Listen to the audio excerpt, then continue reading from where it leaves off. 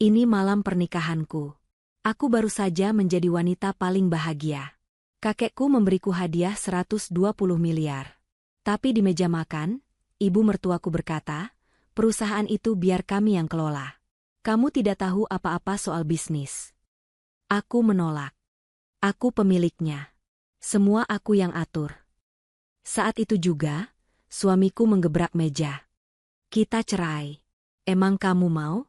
Baru nikah sudah jadi janda? Mereka mengusirku dari rumahku sendiri. Mereka tidak tahu, kakekku belum selesai bicara. Dia memberikan sebuah kejutan yang membuat suami dan ibu mertuaku histeris. Karena sebelum ceritanya dimulai, silahkan tulis di kolom komentar dari daerah mana saja teman-teman yang menonton cerita ini. Jangan lupa like dan subscribe agar channel ini bisa semakin berkembang dan bisa mempersembahkan cerita yang lebih menarik lagi. Langit Jakarta sore itu seolah turut merayakan. Semburat jingga dan emas menghiasi cakrawala, menjadi latar sempurna bagi resepsi pernikahan termewah yang pernah digelar di ballroom utama Hotel Mahakarya. Hana, dalam balutan gaun pengantin modern yang sopan dan hijab putih gading yang dihiasi berlian halus, merasa seperti sedang melayang. Senyumnya tidak pernah pudar. Di sampingnya berdiri Lukman, suaminya, kini resmi menjadi pasangannya. Pria itu tampak gagah dengan setelan jas yang serasi, tangannya tidak pernah lepas menggenggam jemari Hana. Mereka adalah pasangan sempurna, setidaknya itulah yang terlihat di mata ratusan tamu undangan yang hadir. Hana memandang berkeliling. Dekorasi bunga mawar putih dan anggrek impor memenuhi ruangan, memancarkan aroma wangi yang menenangkan. Alunan musik klasik mengalir lembut, menambah kesan agung pada malam itu. Hana merasa semua ini seperti mimpi. Sejak kecil, ia dibesarkan oleh kakeknya, kakek Jamal, setelah kedua orang tuanya tiada. Kakeknya lah yang menjadi ayah, ibu, dan sahabat baginya. Kakek Jamal, seorang pengusaha senior yang dihormati, telah memberikannya segalanya. Dan hari ini, ia merasa telah memberikan kebahagiaan terbesar untuk kakeknya dengan menikahi Lukman. Lukman adalah pria yang ia kenal setahun lalu. Pertemuan mereka terasa begitu pas. Lukman tampak dewasa, sopan, dan sangat menyayangi ibunya, Ibu Dewi. Bagi Hana, seorang pria yang menghormati ibunya pastilah pria yang baik. Ibu Dewi sendiri, meskipun terkadang terasa sedikit kaku dan sangat memperhatikan status sosial, selalu bersikap manis di depannya. Hana berpikir, mungkin Ibu Dewi hanya ingin memastikan putranya mendapatkan yang terbaik. Dan Hana bertekad untuk menjadi yang terbaik bagi mereka. Ia ingin membangun keluarga yang utuh, keluarga yang tidak pernah ia miliki sepenuhnya. Acara resepsi berjalan lancar. Para tamu silih berganti memberikan selamat. Hana dan Lukman berdiri di pelaminan, menyalami tamu-tamu penting, kolega bisnis kakek Jamal, dan kerabat jauh. Ibu Dewi, yang berdiri tidak jauh dari mereka, tampak anggun dengan kebaya bertabur payet. Wajahnya berseri-seri, senyumnya mengembang lebar setiap kali ada tamu yang memuji kemewahan pesta atau ketampanan putranya. "Oh, terima kasih. Ini semua demi kebahagiaan anak-anak," katanya berulang kali, suaranya terdengar tulus di telinga Hana. Hingga tibalah puncak acara. Pembawa acara mengundang kakek Jamal untuk naik ke panggung, memberikan sepatah dua patah kata sekaligus hadiah pernikahan spesial untuk cucu kesayangannya.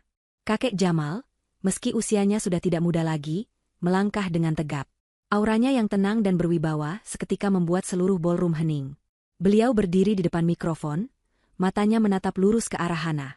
"Hana, cucu kakek satu-satunya," kakek Jamal memulai, suaranya dalam dan sedikit bergetar karena haru. "Sejak kau masih sekecil ini," beliau menunjuk lututnya, "kakek berjanji pada diriku sendiri untuk memberimu dunia. Tapi dunia terlalu besar, jadi kakek hanya bisa memberimu yang terbaik yang kakek punya." Mata Hana mulai berkaca-kaca. Ia tahu betapa besar cinta kakeknya. "Kau tumbuh menjadi wanita yang cerdas, kuat, dan mandiri. Kau tidak pernah meminta apa-apa, tapi kau pantas mendapatkan segalanya," lanjut kakek Jamal. Beliau kemudian memberi isyarat kepada asistennya, yang membawa sebuah map kulit tebal berwarna merah marun ke atas panggung. "Kakek tidak pandai memberi hadiah perhiasan atau gaun," kata kakek Jamal, tersenyum tipis. "Jadi, kakek memberimu sesuatu yang bisa kau kelola, sesuatu yang bisa kau besarkan, sesuatu yang akan menjamin masa depanmu." Beliau membuka map tersebut. "Malam ini, sebagai hadiah pernikahanmu, kakek serahkan kepemilikan penuh PT Jaya Mandiri, beserta seluruh aset dan anak perusahaannya, senilai 120 miliar rupiah, seluruhnya atas namamu, Hana." Ballroom meledak dalam tepuk tangan yang gemuruh. Para tamu berbisik-bisik, Takjub dengan nilai hadiah yang fantastis itu. Hana sendiri terdiam membeku. Mulutnya sedikit terbuka, ia tidak percaya dengan apa yang baru saja didengarnya. 120 miliar. Sebuah perusahaan. Untuknya. Ia menatap Lukman, yang juga tampak sangat terkejut. Matanya membelalak. Lalu Lukman tersenyum lebar dan memeluk Hana erat. "Sayang, ini luar biasa," bisiknya di telinga Hana. Hana, masih dalam keadaan syok, membalas pelukan suaminya. Ia lalu beranjak dari pelaminan, berlari kecil ke atas panggung dan memeluk kakeknya dengan erat. "Kakek, ini terlalu banyak," bisik Hana, air matanya kini mengalir deras. "Tidak ada yang terlalu banyak untukmu, sayang," balas kakek Jamal, mengelus kepala cucunya yang berbalut hijab. "Ini milikmu. Gunakan dengan bijak." Dari seberang panggung, Ibu Dewi mengamati adegan itu. Senyumnya kaku sesaat, matanya berkilat tajam saat mendengar nilai perusahaan itu. Namun, ia dengan cepat menguasai diri. Ia bertepuk tangan paling keras, wajahnya kembali dihiasi senyum bahagia. Ia bahkan menghampiri Hana dan kakek Jamal, memeluk Hana. "Selamat, Nak. Ibu bangga sekali padamu. Kau lihat, kan, betapa beruntungnya putraku mendapatkanmu," katanya. Hana, dalam kebahagiaannya, tidak melihat tatapan mata Ibu Dewi yang sesungguhnya. Tatapan yang menghitung, bukan mengasihi. Pesta akhirnya usai menjelang tengah malam. Para tamu telah lama pulang. Kakek Jamal juga sudah berpamitan, setelah sekali lagi memeluk Hana dan memberinya nasihat-nasihat terakhir. Kini, tinggal Hana, Lukman, dan Ibu Dewi, yang akan pulang bersama ke rumah baru Hana dan Lukman. Rumah yang juga hadiah dari kakek Jamal, sebuah rumah mewah di kawasan elit. Saat mereka berjalan menuju mobil, di lobi hotel yang sudah sepi, Ibu Dewi berjalan sedikit di belakang, berdampingan dengan Lukman. Hana yang berjalan di depan, sibuk membalas pesan dari sahabatnya, tidak mendengar apa yang mereka bicarakan. Ibu Dewi menyentuh lengan putranya. "Makan malam nanti," bisiknya pelan, nyaris tak terdengar. "Pastikan kita bicara bertiga. Tidak ada kakeknya. Ini malam penentuan kita, Lukman. Jangan sampai gagal." Lukman mengangguk singkat, wajahnya tegang. Senyum bahagia yang ia pasang sepanjang malam tadi kini telah lenyap, digantikan oleh ekspresi serius dan penuh perhitungan. Ia mempercepat langkahnya, kembali menggenggam tangan Hana. "Ayo, sayang. Kita pulang ke rumah baru kita." Hana mendongak dari ponselnya, tersenyum, sama sekali tidak menyadari badai besar yang siap menerjang rumah tangganya yang baru berumur beberapa jam. Rumah baru itu terasa megah sekaligus dingin. Berbeda dengan kehangatan pesta pernikahan beberapa jam lalu, suasana di ruang makan utama terasa kaku dan tegang. Jam dinding menunjukkan pukul 1 dini hari. 3 orang duduk mengelilingi meja makan kayu jati yang panjang, sisa-sisa makan malam pertama mereka sebagai keluarga nyaris tak tersentuh. Hana mengganti gaun pengantinnya dengan gamis rumah yang nyaman, namun ia masih merasa sesak. Perasaan tidak enak mulai menjalari hatinya. Ibu Dewi meletakkan sendok dan garpunya dengan pelan di atas piring porselen mahal. Bunyi dentingnya terdengar begitu keras di keheningan ruangan. Lukman, suaminya, duduk diam di seberang meja, menghindari tatapan mata Hana. Sejak mereka tiba di rumah ini, Lukman menjadi sangat pendiam. Ibu Dewi yang mendominasi, meminta pelayan menyiapkan makan malam, meskipun Hana berkata ia lelah dan ingin istirahat. "Ini tradisi," kata Ibu Dewi tegas. "Makan malam pertama sebagai keluarga harus dilakukan." Dan kini, setelah makan malam yang canggung itu, Ibu Dewi berdeham. Wajahnya yang tadi berseri-seri di pesta kini terlihat lelah, namun matanya tajam. Ia menatap Hana, bukan dengan tatapan seorang ibu mertua kepada menantu kesayangan, melainkan tatapan seorang negosiator ulung. "Hana," Ibu Dewi memulai, suaranya terdengar datar namun penuh wibawa. "Pesta tadi sangat luar biasa. Kakekmu benar-benar memanjakanmu." Hana tersenyum tipis. "Iya, Bu. Kakek Jamal memang sangat baik." "Hadiahnya juga sangat besar," lanjut Ibu Dewi. 120 miliar. Angka yang fantastis. Ia berhenti sejenak, seolah menimbang kata-katanya. "Kau tahu, Nak, Lukman ini putra ibu satu-satunya. Sejak ayahnya meninggal, ibulah yang membesarkannya, mendidiknya soal bisnis keluarga kami. Bisnis kami memang tidak sebesar itu, tapi kami paham cara kerjanya." Hana mulai merasa tidak nyaman. Arah pembicaraan ini terasa aneh. "Maksud ibu?" Ibu Dewi tersenyum, tapi senyum itu tidak sampai ke matanya. "Kita kan sekarang sudah jadi keluarga. Apa yang menjadi milikmu, tentu menjadi milik Lukman juga. Milik keluarga kita. Ia mencondongkan tubuhnya ke depan. Perusahaan hadiah kakekmu itu aset yang sangat besar. Aset sebesar itu tidak bisa dipegang oleh orang yang tidak mengerti apa-apa. Bisa hancur dalam sekejap. Hana merasakan sedikit sengatan atas ucapan itu. Orang yang tidak mengerti apa-apa. Bukan bermaksud meremehkanmu, Hana, kata Ibu Dewi cepat, nadanya merendahkan. Tapi kita harus realistis. Latar belakang pendidikanmu memang bagus. Tapi kau belum pernah benar-benar bekerja mengurus perusahaan sebesar itu. Kau itu tidak tahu apa-apa soal bisnis di lapangan. Itu dunia yang kejam. Napas Hana mulai terasa berat. Ia menatap Lukman, mencari pembelaan. Tapi suaminya itu hanya menunduk, memainkan cincin kawin di jarinya. Jadi, Ibu Dewi melanjutkan, kini nadanya lebih tegas, seolah memberikan perintah. Ibu dan Lukman sudah berdiskusi. Demi kebaikan bersama, biar perusahaan itu kami yang kelola. Kami akan masukkan ke dalam manajemen bisnis keluarga kami. Tentu saja, namamu tetap sebagai pemilik, tapi urusan operasional, keuangan, dan keputusan penting, biar Lukman dan tim dari ibu yang urus. Kita jadikan ini bisnis keluarga besar. Bagaimana? Adil, kan? Hana terdiam untuk waktu yang lama. Ia memproses setiap kata yang diucapkan ibu mertuanya. Permintaan yang terdengar seperti tuntutan. Peremehan yang dibalut dengan kata, demi kebaikan bersama. Dan pengkhianatan dari suaminya yang hanya diam 1000 bahasa. Sesuatu yang hangat di dalam hatinya, harapan akan keluarga baru, kini terasa membeku. Ia teringat pesan kakeknya, gunakan dengan bijak. Kakeknya memberikan perusahaan itu padanya, bukan pada mereka. Dengan tenang, Hana menegakkan duduknya. Ia menatap lurus ke mata Ibu Dewi. Oh, tentu tidak bisa, Bu, kata Hana, suaranya pelan namun sangat jelas dan tegas. Ruangan itu seketika terasa semakin dingin. Ibu Dewi tertegun. Ia tidak menyangka akan mendapat penolakan langsung. Apa katamu? Saya bilang, tidak bisa, ulang Hana. Kakek Jamal memberikan perusahaan itu kepada saya. Atas nama saya. Itu berarti, beliau percaya saya bisa mengelolanya. Ia berhenti sejenak, lalu melanjutkan. Sekarang, saya pemiliknya. Jadi, semua urusan perusahaan, saya yang atur. Tentu saja saya akan butuh bantuan, tapi saya yang akan memutuskan bantuan siapa yang saya perlukan. Kemarahan seketika menjalari wajah Ibu Dewi. Wajah manisnya berubah menjadi seringai marah. Berani sekali kau bicara seperti itu. Dan akhirnya, Lukman angkat bicara. Bukan untuk membela Hana, tapi untuk menyerangnya.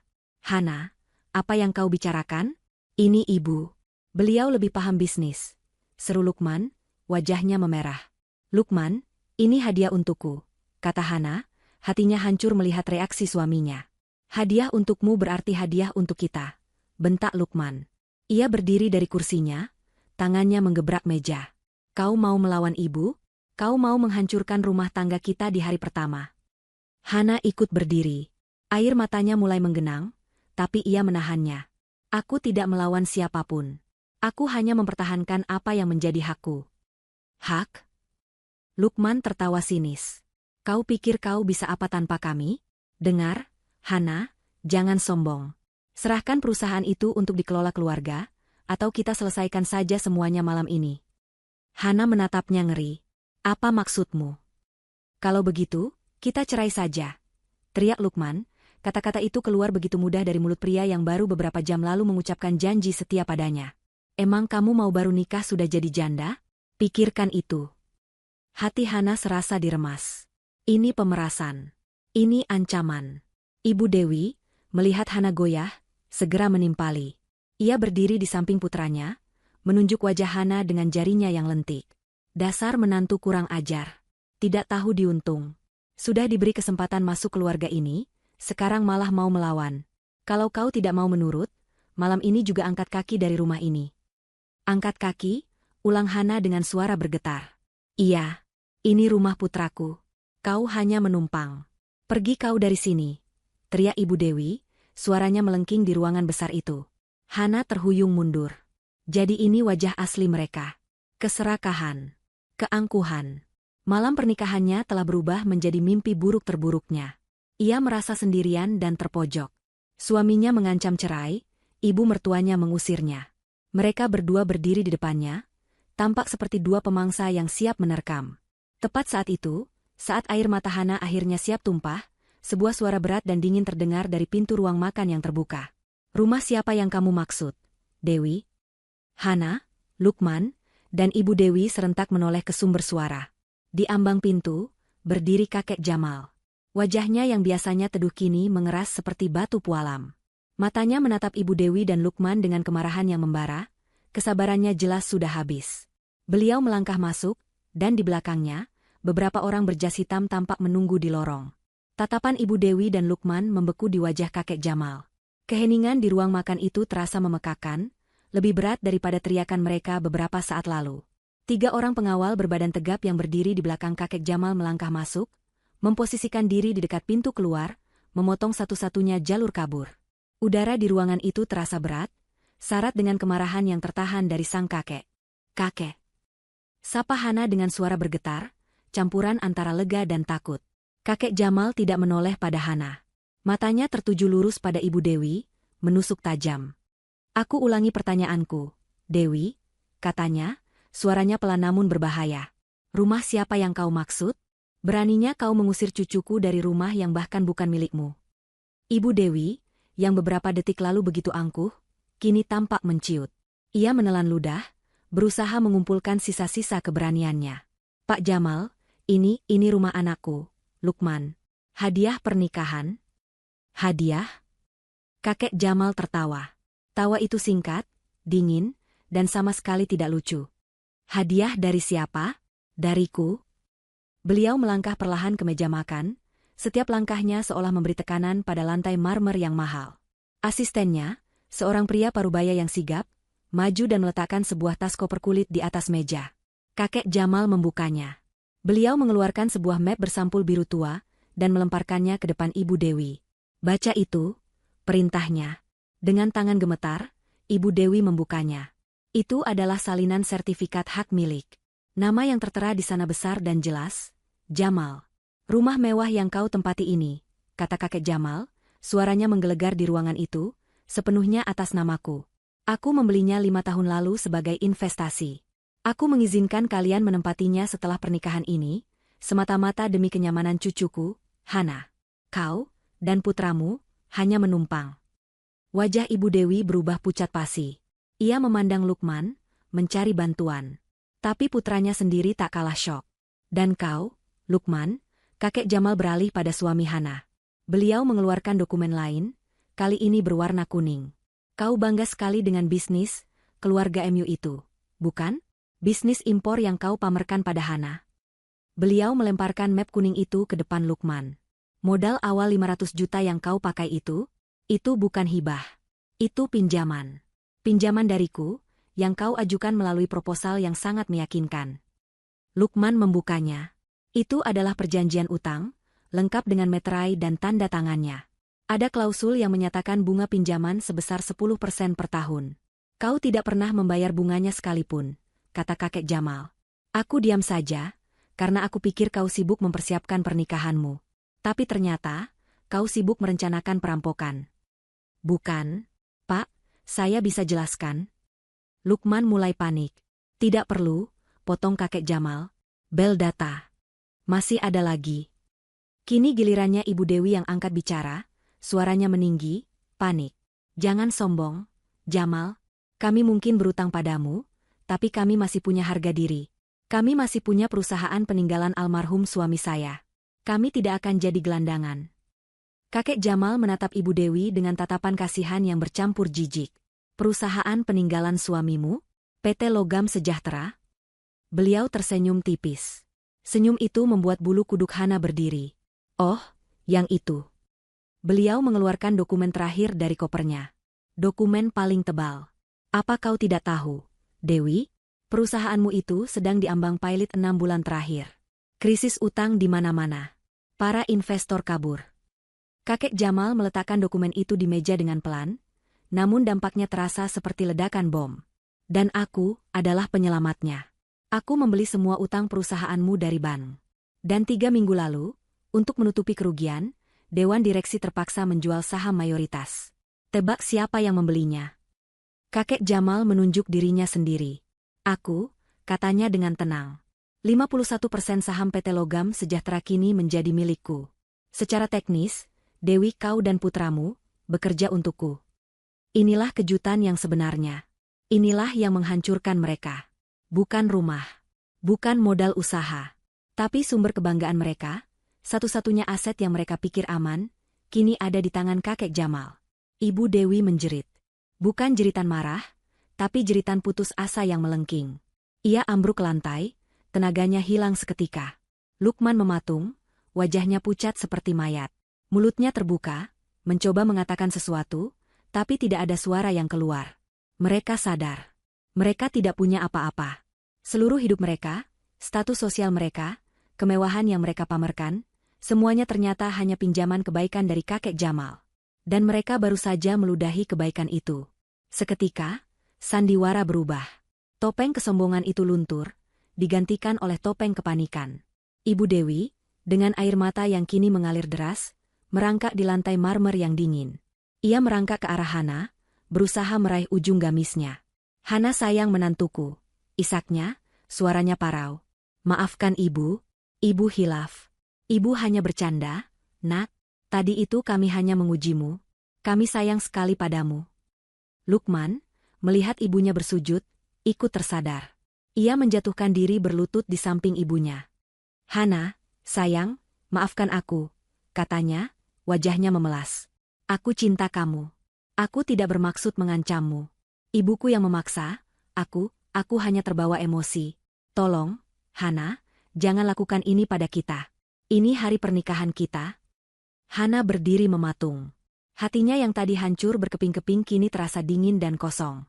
Ia menatap dua orang yang sedang bersujud di kakinya.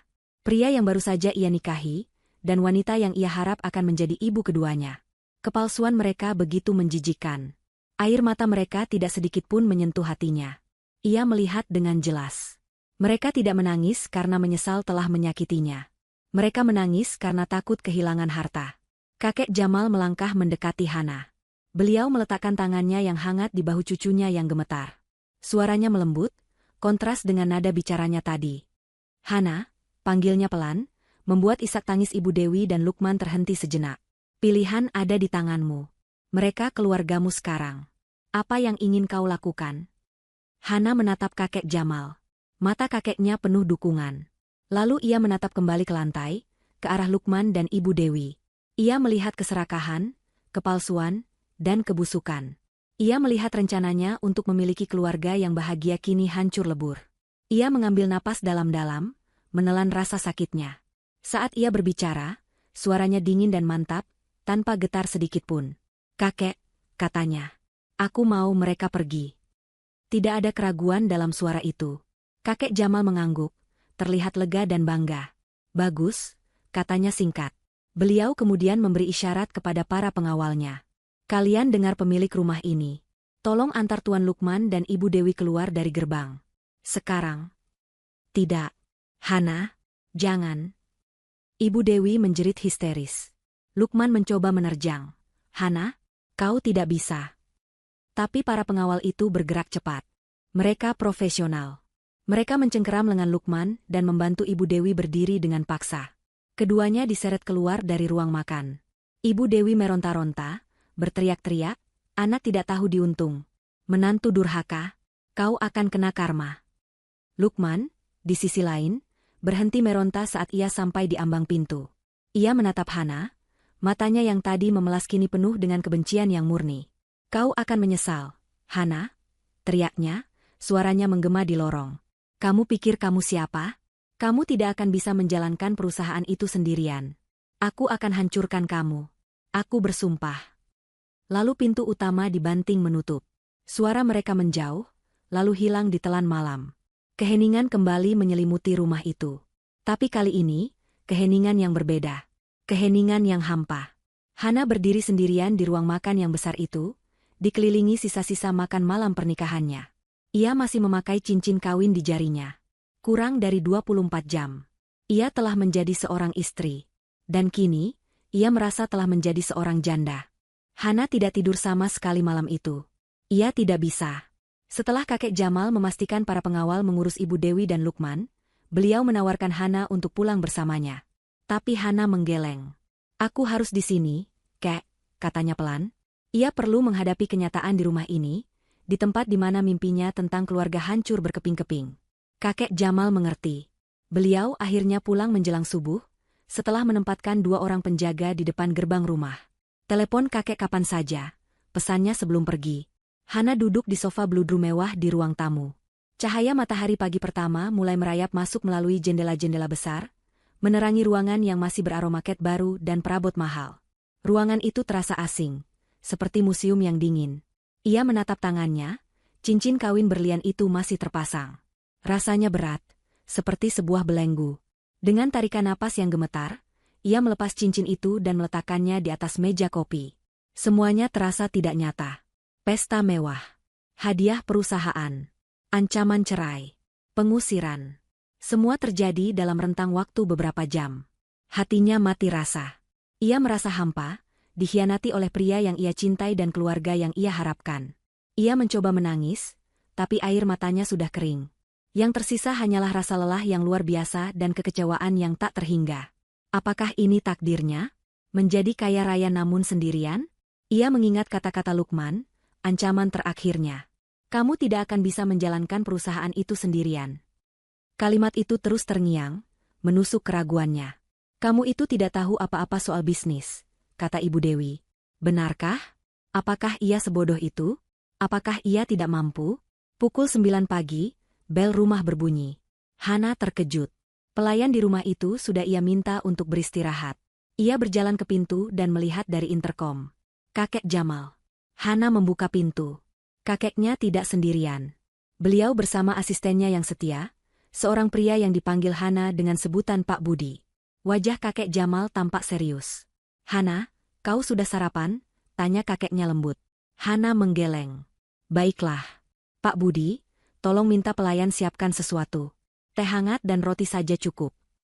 Kakek Jamal membimbing Hana kembali ke ruang tamu. Mereka duduk dalam diam sampai teh hangat dihidangkan. Setelah pelayan pergi, kakek Jamal menatap cucunya dalam-dalam. Wajahnya terlihat lelah, seolah menyimpan beban berat. Hana, katanya pelan. Kakek minta maaf. Seharusnya kakek memberitahumu lebih awal. Kakek tidak ingin merusak hari bahagiamu, tapi sepertinya kakek salah perhitungan. Memberitahu apa, Kek? Tanya Hana, jantungnya berdebar lagi. Perasaan tidak enaknya kembali. Kakek Jamal memberi isyarat pada Pak Budi. Asistennya itu membuka tas kerjanya dan mengeluarkan sebuah map coklat tebal. Sangat tebal. Map itu diletakkan di atas meja, di samping cincin kawin Hana. Semalam kakek marah besar, kata kakek Jamal, tapi kakek tidak terkejut. Tidak sepenuhnya. Apa maksud kakek? Kakek sudah curiga pada Lukman sejak awal perkenalan kalian, kakek Jamal mengakui. Sikapnya terlalu manis. Rencananya terlalu sempurna. Kata-katanya terlalu tertata. Dia tampak seperti pria yang dirancang khusus untuk membuatmu jatuh cinta.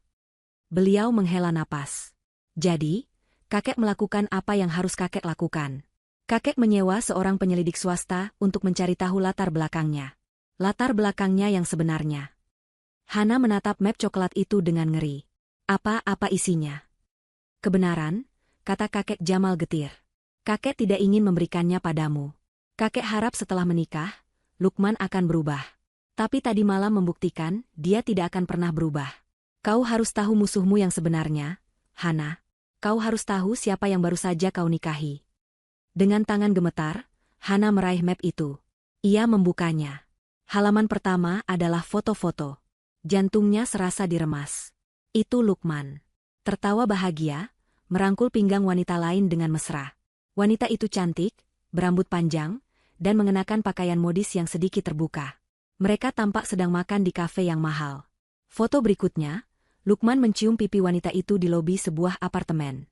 Foto berikutnya, mereka berdua masuk lift bersama, tangan Lukman melingkar di pinggul wanita itu. Namanya Kanaya, suara kakek Jamal terdengar jauh. Dia kekasih Lukman. Sudah 2 tahun mereka berhubungan. Jauh sebelum Lukman mengenalmu. Napas Hana tercekat. Jadi, selama ini, kekasih? Hana membalik halaman. Lebih buruk lagi. Laporan itu berisi transkrip rekaman suara. Percakapan antara Lukman dan Kanaya. Penyelidik itu rupanya berhasil menaruh penyadap. Hana membacanya, kata-kata itu melompat dari halaman, menusuk matanya. Kanaya, jadi kapan kau akan putuskan si Hana itu? Kau benar-benar akan menikahinya. Lukman, sabarlah, sayang. Tentu saja aku akan menikahinya. Kau pikir untuk apa aku bersikap manis pada gadis berhijab polos itu? Kakeknya kaya raya. Setelah aku menikahinya, kita kuasai hartanya. Kakeknya sudah tua, sebentar lagi juga mati. Si Hana itu bodoh, mudah dikendalikan. Setelah hartanya di tangan kita, aku akan ceraikan dia. Hana merasa mual. Ia harus berhenti untuk mengambil napas. Jadi bukan hanya serakah, tapi juga jahat. Gadis berhijab polos itu. Bodoh. Ia memaksakan diri membaca lanjut. Ada transkrip percakapan lain. Antara Lukman dan Ibu Dewi. Ibu Dewi, bagaimana si Kanaya itu? Apa dia masih membuat masalah? Lukman, sudah Lukman atasi, Bu. Dia hanya perlu tambahan uang belanja. Ibu Dewi, bagus. Jangan sampai dia merusak rencana kita. Pastikan dia diam. Selesaikan pernikahanmu ini secepatnya. Dapatkan perusahaan itu. Setelah perusahaannya pindah tangan secara hukum, kau bisa ceraikan si Hana.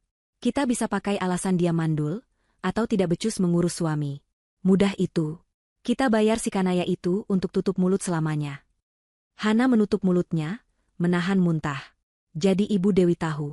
Bukan hanya tahu, beliau adalah bagian dari rencana itu. Beliau merestui perselingkuhan putranya. Mereka berdua, ibu dan anak, telah merencanakan ini semua. Pernikahan ini, cinta Lukman, sikap manis Ibu Dewi semua adalah kebohongan besar. Sebuah konspirasi untuk merampas hartanya, lalu membuangnya. Mereka jahat, bisik Hana, air matanya kini mengalir deras. Ini bukan air mata kesedihan. Ini air mata kemarahan. Masih ada lagi, kata kakek Jamal pelan. Hana mengusap air matanya dengan kasar. Ia sampai di halaman terakhir laporan itu. Ini bukan transkrip. Ini adalah profil seseorang. Lengkap dengan foto. Seorang pria berusia 50-an, berkacamata. Namanya, Pak Hasan. Jabatan, manajer keuangan, PT Jaya Mandiri. Siapa ini? Tanya Hana. Itu yang paling kakek khawatirkan, kata kakek Jamal. Laporan penyelidik menemukan ada aliran dana mencurigakan dari rekening pribadi Pak Hasan ke rekening atas nama Ibu Dewi. Transfer itu terjadi dalam 3 bulan terakhir. Jauh sebelum kakek mengumumkan akan memberikan perusahaan itu padamu. Hana terdiam. Otaknya bekerja cepat. Jadi, mereka sudah bergerak bahkan sebelum pernikahan. Mereka sudah tahu kakek akan memberikan sesuatu padaku. Dan mereka menempatkan orang di dalam perusahaanku. Pak Hasan adalah mata-mata mereka. Kakek Jamal mengangguk. Tepat. Hana menutup map itu. Ia terdiam lama. Kakek Jamal mengira cucunya akan hancur. Dan Hana memang hancur. Hatinya remuk. Tapi di balik puing-puing hatinya, sesuatu yang baru mulai terbentuk. Rasa sakit itu mengkristal menjadi sesuatu yang keras dan tajam. Kemarahan yang dingin. Fokus. Ancaman Lukman semalam kembali terngiang di telinganya. Kamu tidak akan bisa menjalankan perusahaan itu sendirian. Aku akan hancurkan kamu. Hana tertawa, tawa yang kering dan getir. Dia pikir aku bodoh, katanya pelan. Dia pikir aku lemah. Hana berdiri. Ia mengikat rambutnya ke belakang, merapikan hijabnya yang sedikit kusut karena tidak tidur. Ia menatap kakeknya, air matanya sudah kering, digantikan oleh sorot mata yang tajam dan penuh tekad. Kakek, katanya, suaranya serak namun lebih kuat dari yang pernah ia dengar dari dirinya sendiri. Siapkan mobil. Kakek Jamal menatapnya, ada kilat bangga di matanya. Kemana, sayang? Ke kantor, jawab Hana. Aku mau bertemu dengan Pak Hasan. Kakek Jamal tersenyum. Ini bukan lagi cucu manja yang perlu dilindungi. Ini adalah pewarisnya. Beliau menoleh ke Pak Budi. Budi, perintahnya. Siapkan mobil. Dan panggil tim audit forensik independen yang biasa kita pakai. Suruh mereka bertemu kita di PT Jaya Mandiri. 1 jam lagi.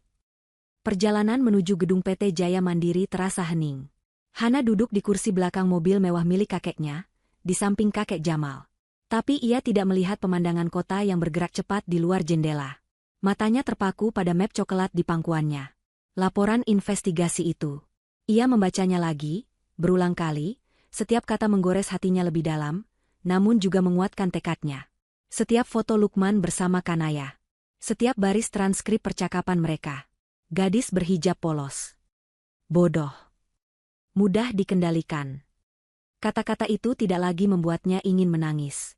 Kata-kata itu membuatnya marah. Kemarahan yang dingin dan fokus, yang terasa asing sekaligus sangat kuat di dalam dirinya. Kakek Jamal tidak banyak bicara. Beliau hanya menatap cucunya, melihat perubahan yang terjadi dalam semalam. Gadis yang kemarin sore masih tertawa bahagia di pelaminan, kini memiliki sorot mata setajam elang. Beliau tahu, cucunya telah terluka parah, tapi luka itu tidak menghancurkannya. Luka itu menempanya.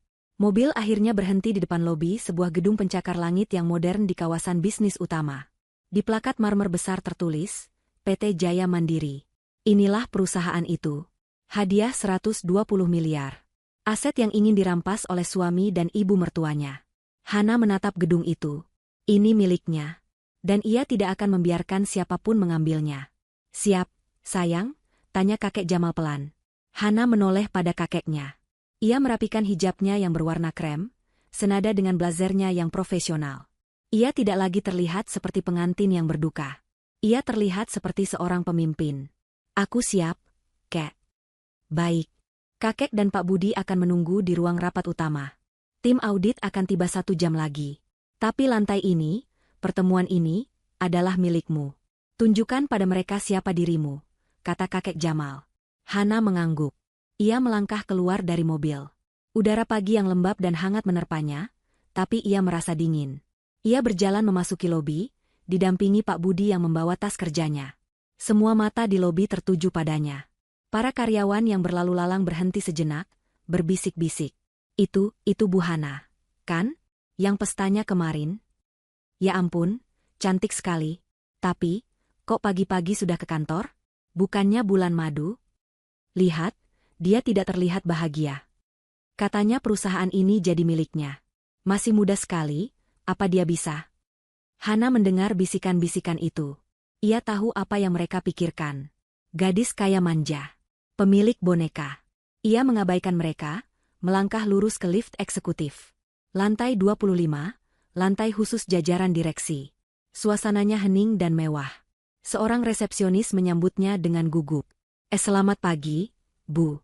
Ada yang bisa saya bantu? Panggilkan semua kepala departemen. Segera, kata Hana, suaranya tenang namun tegas. Saya tunggu di ruang rapat utama. 5 menit lagi. Resepsionis itu terkejut dengan nada perintahnya, namun ia segera mengangguk patuh. Ruang rapat utama itu besar. Jendelanya dari lantai ke langit-langit, menyuguhkan pemandangan kota Jakarta. Kakek Jamal sudah duduk di salah satu kursi, tidak di kursi utama. Pak Budi berdiri di sampingnya. Hana berjalan lurus, dan duduk di kursi utama di kepala meja. Kursi CEO. Rasanya pas. Satu persatu, para manajer mulai masuk. Ada sekitar 8 orang, kebanyakan pria parubaya yang tampak bingung dan sedikit kesal karena rapat mendadak. Mereka saling berbisik. Lalu, orang yang ditunggu Hana masuk. Pak Hasan. Manajer keuangan. Pria berusia 50-an, berkacamata, dengan perut sedikit buncit. Ia masuk sambil tertawa kecil dengan manajer operasional di sebelahnya. Saat ia melihat Hana di kursi utama, tawanya langsung mati. Ia tampak terkejut, namun dengan cepat menguasai diri. Ia memasang senyum yang dibuat-buat, senyum yang meremehkan. Ah, Bu Hana. Selamat pagi. Selamat atas pernikahannya kemarin, sapanya dengan nada yang terlalu santai, seolah bicara pada anak kecil. Kami semua kaget ibu ada di sini. Kirain sedang bulan madu, ia terkekeh. Beberapa manajer lain ikut tersenyum canggung. Hana membiarkan keheningan menggantung sejenak. Ia menatap Pak Hasan lurus di mata, sampai senyum pria itu luntur. Selamat pagi, kata Hana akhirnya. Suaranya memenuhi ruangan, jernih dan dingin. Terima kasih atas ucapan selamatnya. Seperti yang kalian tahu, kemarin kakek Jamal mengumumkan bahwa saya adalah pemilik baru perusahaan ini. Ia memandang satu persatu wajah di meja itu. Saya Hana. Dan mulai hari ini, saya adalah CEO PT Jaya Mandiri. Saya tahu ini mendadak. Seharusnya kita berkenalan dalam suasana yang lebih santai. Tapi ada hal mendesak yang harus segera saya selesaikan. Atmosfer di ruangan itu berubah. Nada bicara Hana yang serius membuat mereka tegang. Saya menghargai pengalaman kalian semua, lanjut Hana. Tapi saya juga menuntut transparansi penuh. Saya tidak suka hal-hal yang disembunyikan. Ia mengalihkan pandangannya kembali ke Pak Hasan. Pria itu kini duduk tegak. Senyumnya hilang total. Pak Hasan, kata Hana. Sebagai manajer keuangan, Anda tentu memegang data yang paling vital di perusahaan ini. Tentu, Bu. Semua aman terkendali, jawab Pak Hasan cepat, berusaha terlihat profesional. Benarkah? Tanya Hana. Tadi pagi saya mereview laporan keuangan singkat yang dikirimkan Pak Budi. Dan saya menemukan beberapa kejanggalan. Ada beberapa transfer dalam 3 bulan terakhir ke rekening eksternal yang deskripsinya hanya biaya konsultasi. Totalnya cukup besar. Saya tidak melihat ada lampiran proyek untuk biaya itu. Bisa Anda jelaskan? Ruangan itu hening. Pak Hasan tampak sedikit berkeringat. Ia tidak menyangka akan langsung ditanya sedetail ini. Apalagi oleh gadis kemarin sore. Oh, itu? Pak Hasan tertawa gugup. Itu hanya pembayaran vendor rutin, Bu. Hal-hal teknis yang biasa. Tidak perlu Ibu pusingkan di hari-hari pertama Ibu di sini. Biar tim saya yang urus. Ibu fokus saja pada gambaran besarnya. Ia tersenyum lagi. Senyum meremehkan. Ia baru saja mengatakan bahwa Hana terlalu bodoh untuk mengerti hal teknis. Hana tersenyum tipis. Senyum yang tidak sampai ke matanya. Justru karena saya peduli pada gambaran besar, Pak Hasan, saya harus tahu kemana setiap rupiah uang saya pergi. Vendor atas nama apa itu? Aduh, saya tidak hafal detailnya, Bu. Harus cek data, kata Pak Hasan, mulai panik. Tidak perlu repot-repot, kata Hana. Tepat saat itu, pintu ruang rapat terbuka. Pak Budi maju dan membukanya lebar-lebar. 3 orang berjas rapi, 1 wanita dan 2 pria, masuk membawa koper kerja mereka. Mereka terlihat sangat profesional, efisien, dan mahal. Ah, kata Hana, melihat jam tangannya. Tepat waktu. Mereka sudah tiba. Para manajer lain saling berpandangan bingung. Pak Hasan mengerutkan keningnya. Maaf, Bu. Mereka ini siapa? Hana berdiri dari kursinya. Ia menatap lurus ke arah Pak Hasan. Mereka adalah tim audit forensik independen yang baru saja saya sewa, katanya dengan suara jelas. Audit? Ulang Pak Hasan. Suaranya meninggi 1 oktav. Benar. Audit forensik. Menyeluruh. Dan mereka akan memulai pekerjaan mereka hari ini. Hana berhenti sejenak, lalu memberikan pukulan terakhirnya. Dimulai dari Departemen Keuangan. Dan pemeriksaan pertama akan difokuskan pada semua transaksi yang Anda setujui dalam 6 bulan terakhir, Pak. Terutama, rekening, vendor, yang tidak bisa Anda ingat tadi. Wajah Pak Hasan langsung pucat pasi. Seperti kertas. Keringat dingin mulai membanjiri pelipisnya. Ia menatap Hana, lalu ke kakek Jamal yang duduk diam di sudut, lalu kembali ke Hana. Di mata gadis muda berhijab itu, ia tidak melihat ketakutan. Ia melihat baja. Ia sadar, ia telah salah besar meremehkan pemilik barunya. Keheningan yang pecah di ruang rapat itu terasa menusuk. Wajah Pak Hasan yang pucat pasi menjadi tontonan bagi semua kepala departemen lain. Arogansinya yang tadi pagi begitu kental, kini menguap tak bersisa, digantikan oleh kepanikan yang kentara. Ia membuka mulutnya, berusaha mencari kata-kata, tapi yang keluar hanya gagap. Audit? Forensik? Tapi, Bu, itu tidak ada dalam prosedur. Kita bahkan belum rapat anggaran. Protes Pak Hasan, suaranya gemetar. Ini bukan audit biasa, Pak, kata Hana, suaranya tetap tenang. Ini adalah hak saya sebagai pemilik baru untuk memastikan aset yang saya terima bersih. Dan saya melihat ada indikasi kuat bahwa aset itu tidak bersih. Wanita yang memimpin tim audit melangkah maju. Namanya Ibu Ranti. Ia tidak tersenyum.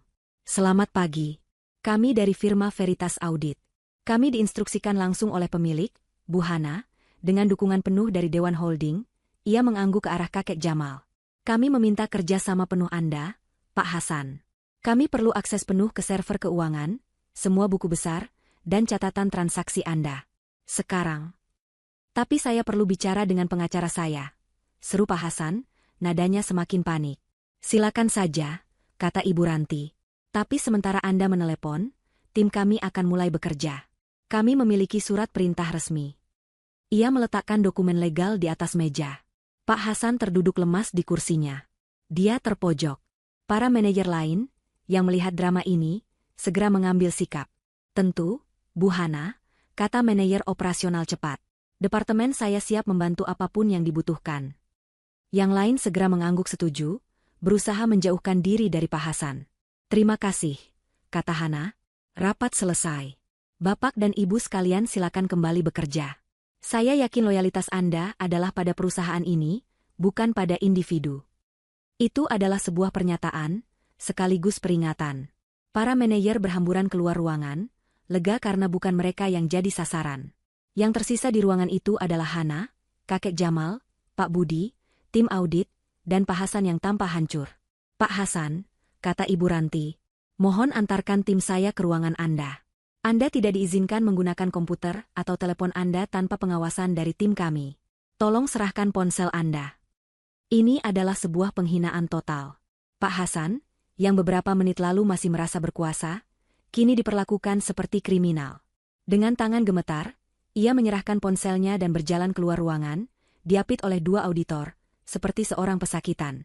Setelah mereka pergi, Hana menghela napas panjang. Kakinya terasa sedikit gemetar. Kakek Jamal menghampirinya, menepuk bahunya dengan bangga. Langkah pertama yang bagus sekali, Nak, sangat bagus. Aku hanya melakukan apa yang harus kulakukan, Kek, kata Hana. Sekarang kita tunggu, kata kakek Jamal. Tim Ibu Ranti adalah yang terbaik. Mereka akan menemukan semuanya. Hana diberikan kantor CEO yang sebenarnya, ruangan besar di sudut lantai yang sama. Ruangan itu sebelumnya kosong, menunggu pemilik baru. Hana masuk, menatap namanya yang sudah terpasang di plakat pintu. Hana, CEO. Ia duduk di kursi kulit yang besar itu. Ia sendirian, tapi ia tidak merasa lemah. 3 jam berlalu. 3 jam terpanjang dalam hidup Hana. Pak Budi membawakan dokumen-dokumen perusahaan untuk ia pelajari. Ia berusaha fokus, membaca profil perusahaan, daftar klien, dan proyek yang sedang berjalan. Ia harus belajar cepat. Ia tidak mau lagi disebut, tidak tahu apa-apa. Menjelang makan siang, pintu kantornya diketuk. Ibu Ranti masuk. Wajahnya serius. Kami menemukannya, Bu Hana, katanya tanpa basa-basi. Hana menegakkan duduknya. Secepat itu? Kami tahu harus mencari kemana, kata Ibu Ranti. Rekening, vendor, yang Ibu curigai itu. Itu perusahaan cangkang. Didaftarkan atas nama seorang sopir. Tapi aliran dananya berhenti di satu titik. Sebuah rekening atas nama Dewi. Jantung Hana berdebar. Ibu Dewi.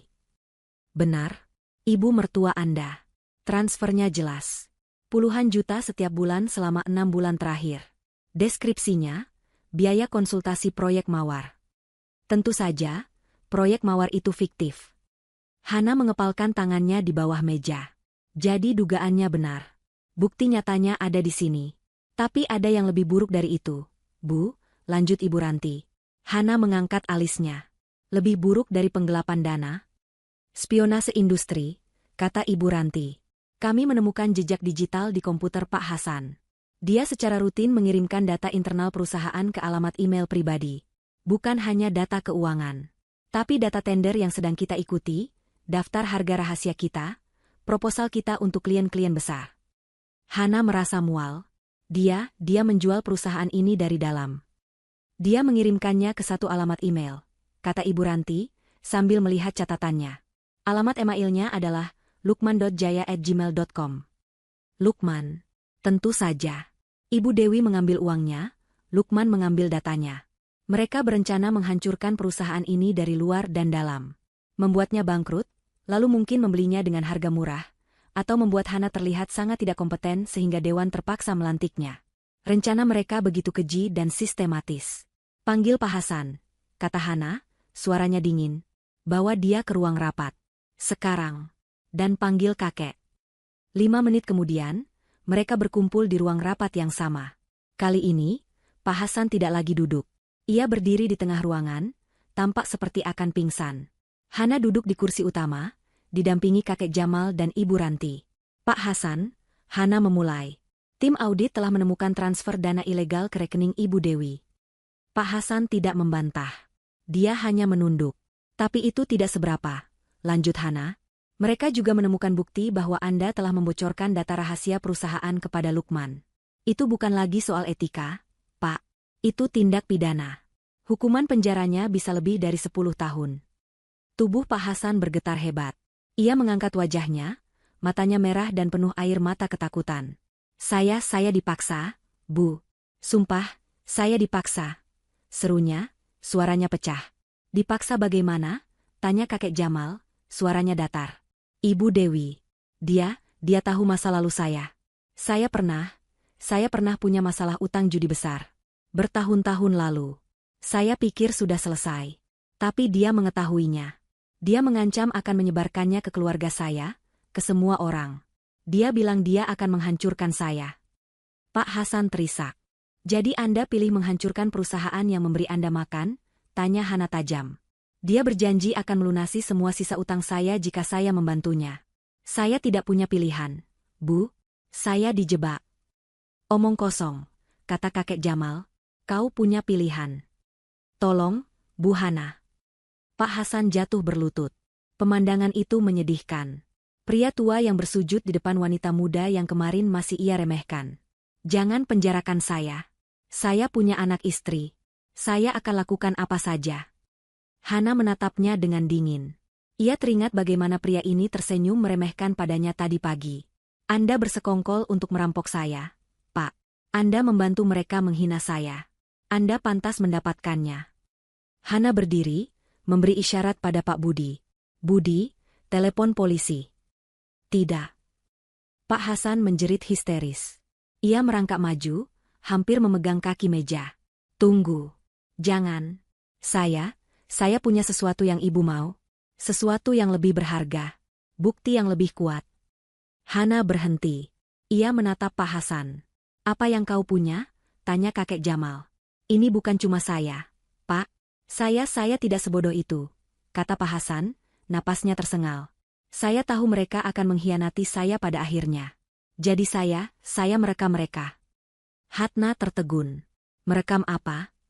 Rekaman suara, kata Pak Hasan, matanya liar penuh harapan. Setiap kali Ibu Dewi dan Lukman bertemu dengan saya untuk merencanakan ini. Saya punya semuanya.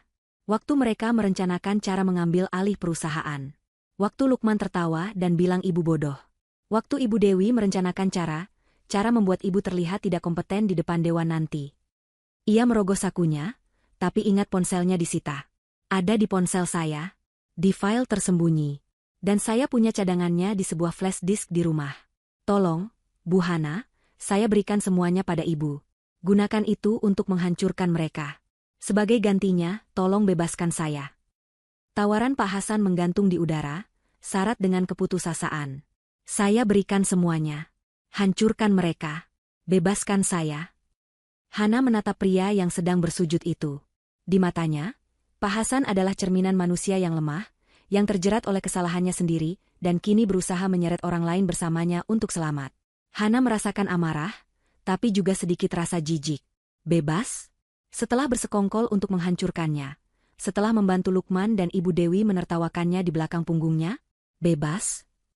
Hana akhirnya angkat bicara, suaranya dingin membelah keheningan. Anda pikir rekaman itu adalah kartu bebas penjara? Anda telah berkhianat, Pak Hasan. Anda mencuri dari perusahaan yang membayar gaji Anda. Anda membocorkan rahasia tender. Anda hampir menghancurkan mata pencaharian ratusan karyawan di sini. Dan Anda minta bebas. Wajah Pak Hasan langsung jatuh.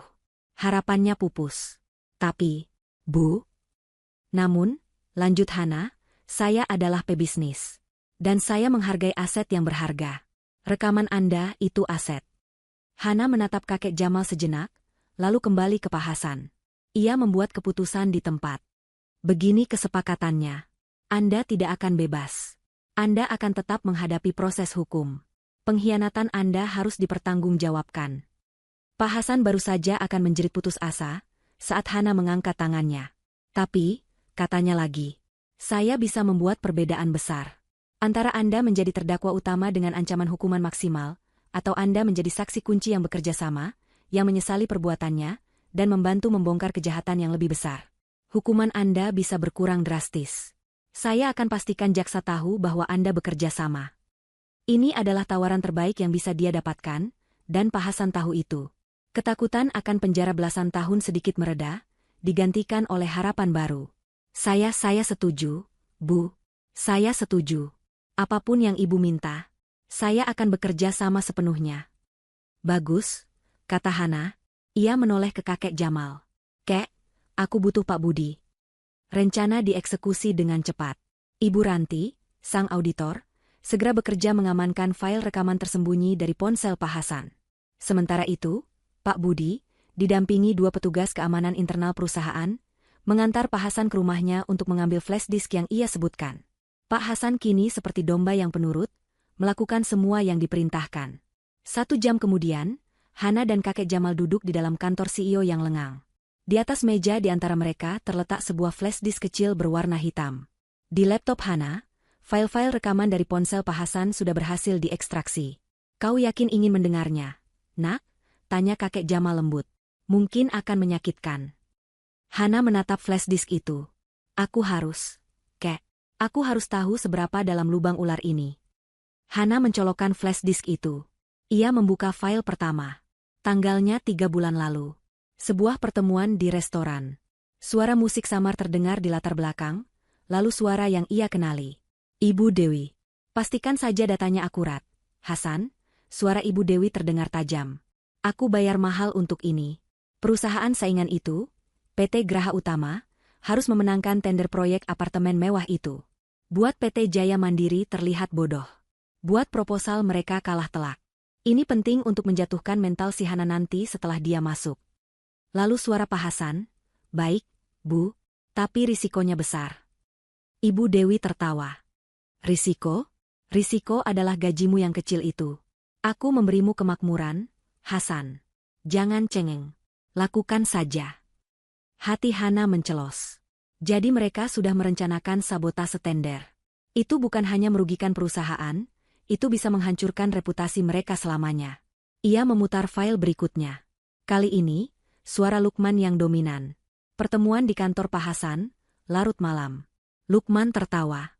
Suara tawa yang dulu membuat Hana merasa hangat, kini terdengar mengerikan. Kau harus lihat wajahnya, Pak Hasan. Wajah polosnya saat aku bilang aku mencintainya. Dia percaya 100%. Gadis berhijab polos itu, mudah sekali dibohongi. Bungkus dengan sedikit kata-kata manis dan janji setia, dia langsung luluh.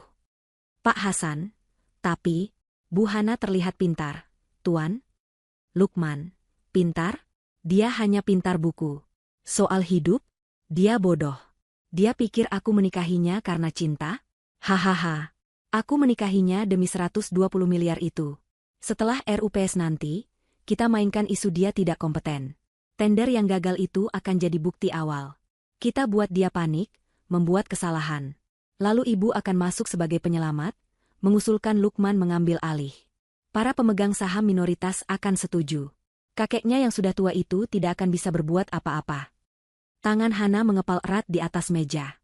Kukunya menekan telapak tangannya hingga terasa sakit. Gadis berhijab polos. Bodoh. Ia memutar file terakhir. Ini yang paling menyakitkan. 3 suara. Ibu Dewi, Lukman, dan Pak Hasan. Ibu Dewi, aku sudah muak. Lukman, melihatmu pura-pura jadi suami baik. Kapan ini berakhir? Lukman, sabar, Bu. Sebentar lagi, aku juga muak. Si Kanaya itu terus mendesak minta dinikahi.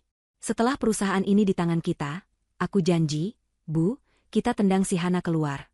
Kita ambil hartanya, kita kirim dia kembali ke kakeknya yang bau tanah itu. Aku akan ceraikan dia dengan alasan dia tidak bisa mengurus suami. Ibu Dewi, bagus. Pastikan semuanya rapi. Hasan, kau bagianmu yang terpenting. Buat dia terlihat gagal. Biar citranya hancur dari dalam dan luar. Cukup. Hana tidak sanggup mendengar lebih banyak lagi. Ia mencabut flash disk itu dengan kasar. Ruangan itu hening. Hanya terdengar suara napas Hana yang memburu. Rasa sakitnya begitu dalam, begitu pekat. Tapi di bawah rasa sakit itu, ada kemarahan yang membara. Kakek Jamal menatap cucunya dengan sedih. Hana. Hana mengangkat tangannya. Ia memejamkan mata sejenak, mengumpulkan dirinya. Saat ia membuka mata, air mata tidak ada. Yang ada hanya tekad yang dingin seperti es. Pak Budi, katanya, suaranya terdengar serak namun kuat. Ya, Bu Hana. Pak Budi masuk dari ruangan sebelah. Telepon polisi, perintah Hana. Sekarang, laporkan Tuan Hasan atas penggelapan dana dan spionase industri. Berikan mereka bukti awal dari Ibu Ranti. Katakan pada mereka, Tuan Hasan bersedia bekerja sama penuh. Kakek Jamal tersenyum tipis. Bangga. 15 menit kemudian, lobi PT Jaya Mandiri gempar. 2 petugas polisi berseragam, didampingi 2 detektif berpakaian preman, masuk ke lobi dan langsung menuju lift eksekutif. Seluruh karyawan yang melihat menahan napas. Ini bukan pemandangan sehari-hari.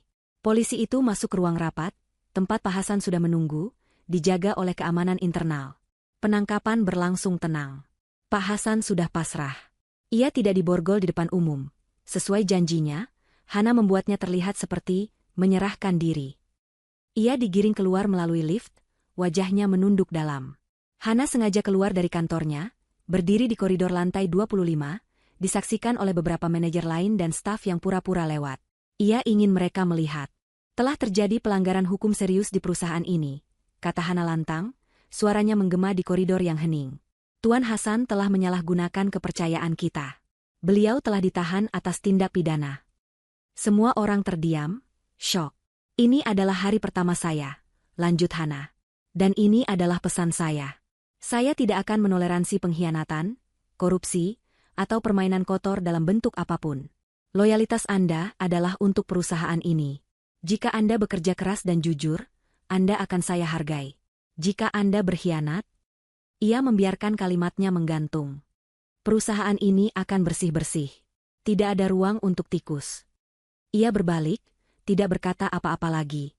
Karyawan saling berpandangan. Ada yang takut, tapi kebanyakan dari mereka merasa lega. Akhirnya ada pemimpin yang tegas. Beberapa dari mereka mulai bertepuk tangan pelan, lalu semakin keras. Respek mulai tumbuh untuk CEO muda mereka.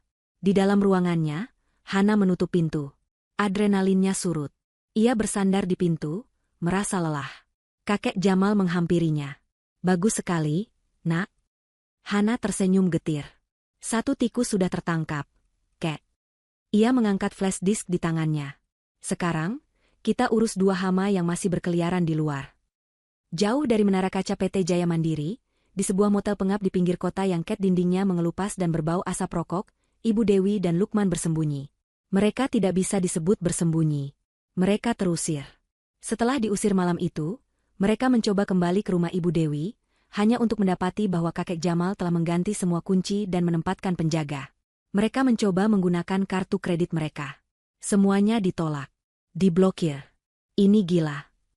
Lukman membanting pintu kamar motel yang ringkih itu. Semua kartu diblokir. Semua, bahkan rekening pribadiku. Tentu saja, bentak Ibu Dewi, yang sedang duduk di tepi tempat tidur, memijat pelipisnya.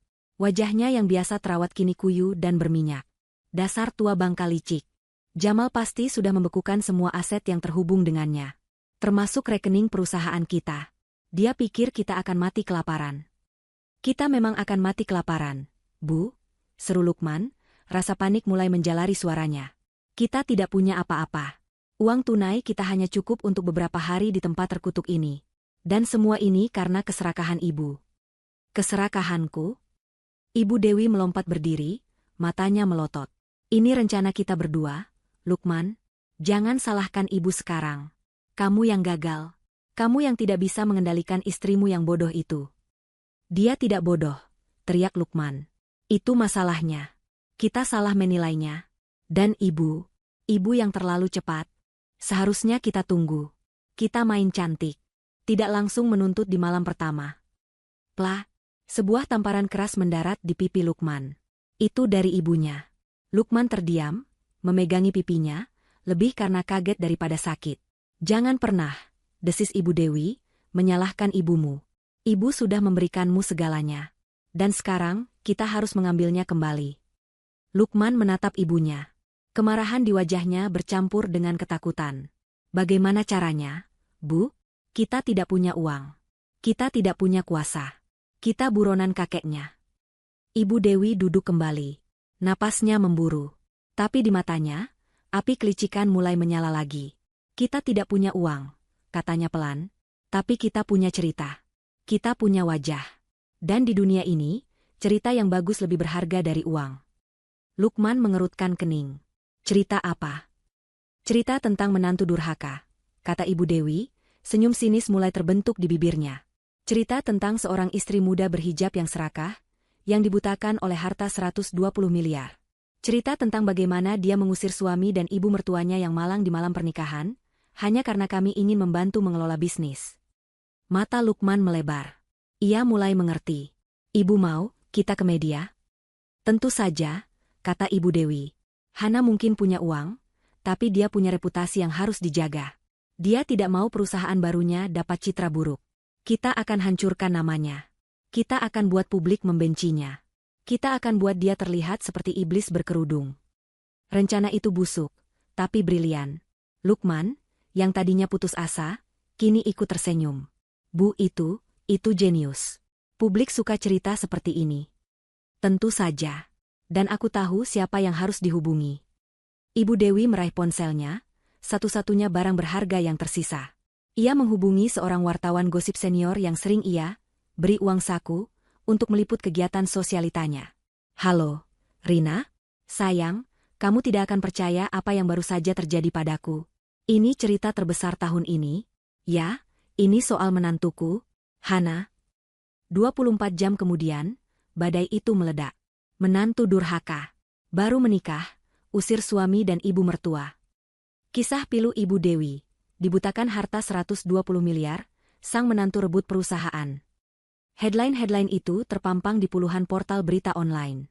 Program gosip di televisi berlomba-lomba menayangkan wawancara eksklusif dengan Ibu Dewi dan Lukman. Wawancara itu adalah sebuah mahakarya akting. Ibu Dewi menangis terseduh-seduh di depan kamera, dari kamar motel mereka yang sengaja dibuat terlihat menyedihkan. Saya hanya ingin yang terbaik untuknya. Isaknya, menghapus air mata palsu. Saya sudah seperti ibu kandungnya sendiri. Saya hanya ingin membantu, kami kan keluarga. Tapi dia bilang kami tidak pantas. Dia menghina kami, dia mengusir kami dari rumah putra saya sendiri. Lalu Lukman tampil. Wajahnya dibuat setragis mungkin. Saya tidak tahu apa yang merasuki istri saya. Mungkin uang sebesar itu terlalu berat untuknya, katanya dengan nada sedih. Saya masih mencintainya. Tapi dia berubah. Dia menuduh kami ingin merampoknya. Dia bahkan memfitnah manajer keuangannya yang jujur, Pak Hasan, sampai di penjara. Hanya karena Pak Hasan tidak mau menuruti kemauannya yang aneh. Di mana keadilan? Cerita itu sempurna. Si kaya yang serakah, Hana, melawan si miskin yang teraniaya, Lukman dan Ibu Dewi. Publik langsung melahapnya. Komentar-komentar di media sosial mengalir deras. Ya ampun, kirain alim berhijab, ternyata hatinya iblis. Baru nikah aja udah berani usir suami, gila harta nih cewek. Kasian banget Ibu Dewi dan Mas Lukman, yang sabar ya. Boikot PT Jaya Mandiri. CEO-nya tidak punya hati nurani. Serangan itu tepat sasaran. Citra Hana hancur. Telepon di PT Jaya Mandiri berdering tanpa henti. Bukan dari klien, tapi dari wartawan. Beberapa investor yang dijadwalkan bertemu dengan Hana minggu depan, tiba-tiba membatalkan janji. Karyawan di dalam perusahaan mulai berbisik-bisik lagi. Serangan balik Ibu Dewi berhasil menggoyahkan fondasi yang baru saja Hana coba bangun. Di ruang CEO, Hana menatap layar TV besar di dindingnya. Menampilkan siaran ulang wawancara Ibu Dewi.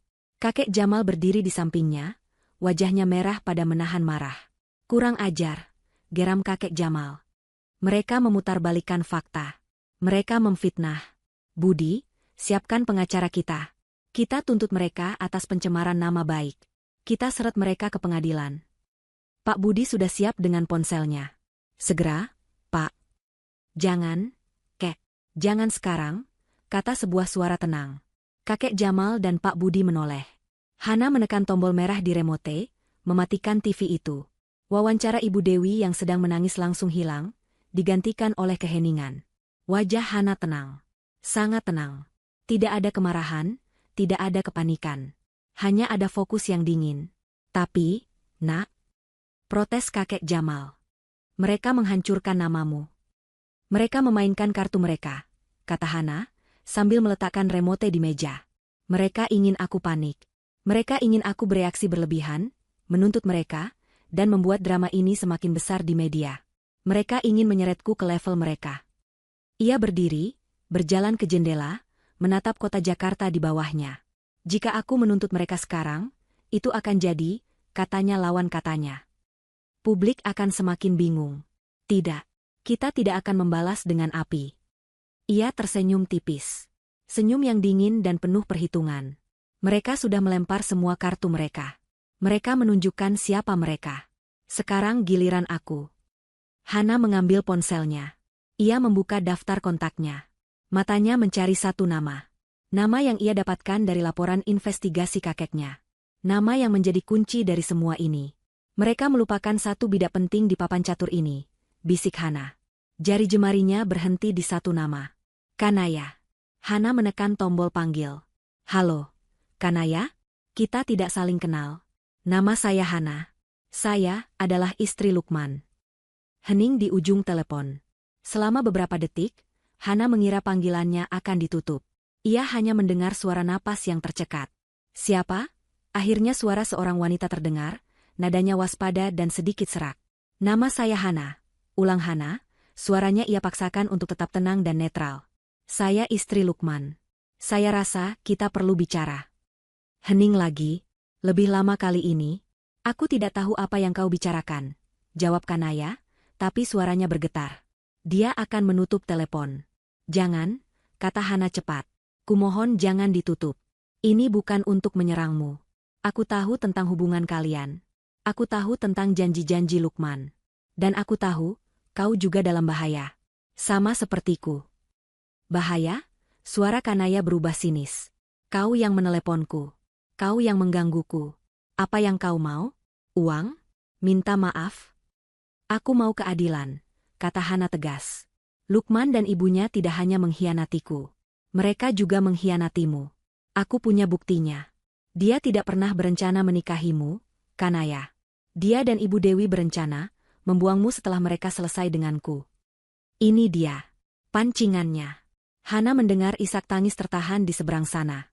Bohong, bisik Kanaya. Kau bohong. Lukman mencintaiku. Dia mencintai uangku, balas Hana getir. Dan dia memanfaatkanku dan kau untuk mendapatkannya. Temui aku. Setengah jam. Di lobi apartemenmu. Aku akan tunjukkan buktinya. Setelah itu, kau boleh putuskan sendiri.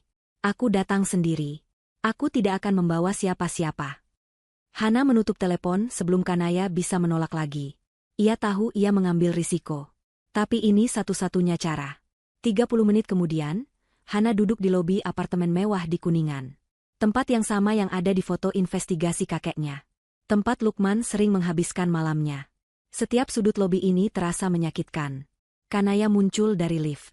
Ia jauh lebih cantik di kehidupan nyata daripada di foto. Tinggi, langsing, dengan gaun modis. Tapi matanya bengkak dan merah. Ia berjalan ke arah Hana dengan langkah ragu, campuran antara marah dan takut. Cepat, desisnya, tidak mau membuat keributan di lobi. Apa maumu? Tunjukkan. Hana tidak membuang waktu. Ia tidak mengeluarkan foto. Ia mengeluarkan sesuatu yang lebih mematikan. Salinan transkrip rekaman suara. Ia menyorot baris yang relevan. Kanaya membacanya. Wajahnya yang cantik berubah pucat. Ia membaca kata-kata Lukman. Si Kanaya itu terus mendesak minta dinikahi, sabar. Lalu ia membaca kata-kata Ibu Dewi, yang paling menghancurkan, pastikan dia diam. Kita bayar si Kanaya itu untuk tutup mulut selamanya. Bayar tutup mulut. Bisik Kanaya, tubuhnya gemetar. Mereka bilang akan membuangku. Mereka tidak pernah menganggapmu serius, kata Hana pelan, tapi tanpa simpati berlebihan. Bagi mereka, kau adalah alat. Sama sepertiku.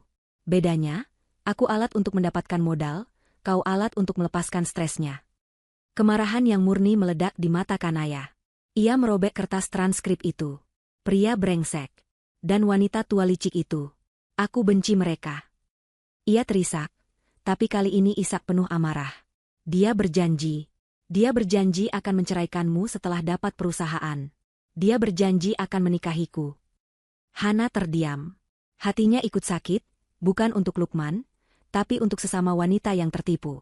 Dan sekarang, Kanaya memegangi perutnya yang sedikit buncit, yang tertutupi gaunnya yang longgar. Matanya menatap Hana dengan putus asa. Aku hamil. 3 bulan. Anaknya. Jantung Hana serasa berhenti berdetak. Ini lebih rumit dari yang ia duga. Jadi ini alasan Kanaya terus mendesak. Apa Lukman tahu? Tahu, bentak Kanaya. Tapi sejak dia menikahimu, dia mulai menghilang. Dia bilang aku harus sabar. Dia bilang Ibu Dewi sedang mengatur semuanya. Dan sekarang, aku lihat wawancaranya di TV. Mereka memfitnahmu. Mereka bilang kau yang jahat. Dan sekarang mereka memblokir kartuku. Lanjut Kanaya, histeris. Apartemen ini akan jatuh tempo. Dia memotong semua uangku sejak 3 hari lalu. Tepat setelah berita itu keluar. Dia membuangku. Kini Hana mengerti. Kanaya tidak punya apa-apa lagi. Dia terpojok. Kanaya, kata Hana, meraih tangannya. Tangan wanita itu dingin. Aku tidak bisa memutar waktu. Aku tidak bisa memaafkan perselingkuhanmu. Tapi aku bisa membantumu mendapatkan keadilan. Dan membantumu dan anakmu mendapatkan masa depan. Kanaya menatapnya, curiga. Apa maumu dariku?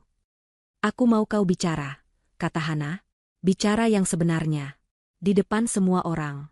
Mereka menggunakan media untuk menghancurkanku. Sekarang, kita gunakan media untuk menghancurkan mereka. Rencana itu terbentuk dengan cepat. Hana tidak punya banyak waktu. Ibu Dewi dan Lukman, yang sedang mabuk popularitas semu, baru saja mengumumkan akan tampil lagi di program talk show malam paling populer di negeri ini, Wajah Bicara. Mereka akan tampil live untuk menceritakan lebih banyak penderitaan mereka. Ini adalah panggung yang sempurna. Kakek Jamal mengerahkan seluruh jaringannya. Ia tidak perlu menekan stasiun TV.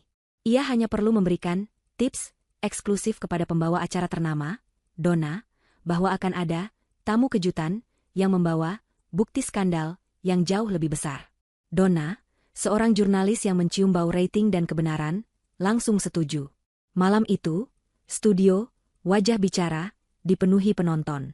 Lampu sorot menyala terang. Ibu Dewi dan Lukman duduk di sofa putih yang empuk.